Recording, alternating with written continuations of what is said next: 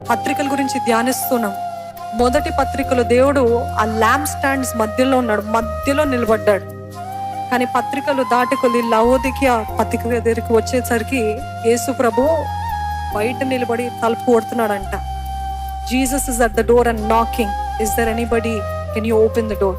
అటువంటి పరిస్థితి అయిపోయింది మన జీవితాల్లో ఇప్పుడు, మన ఆలయంలో, మన పరిచర్యలో. ఒకప్పుడు దేవుడు మధ్యలో ఉండేవాడు, he was in the centre, but now he has to wait outside. Can I come in? Because your life, మీ యాక్షన్స్, మీ జీవితం, మీ బ్రతుకు నన్ను ఆహ్వానించే రీతిగా లేదు. మీరు ఆహ్వానిస్తే తప్ప నేను రాలేను. ఎందుకంటే ఆయన దాడి చేసి ఫోర్స్ చేసే దేవుడు కాదు. మీరు ఆహ్వానిస్తే తప్ప ఆయన రాలేడు. Jesus is knocking at the door, is waiting at the door. ఆయన నాక్ చేస్తున్నాడు, రావచ్చా అని అడుగుతున్నాడు.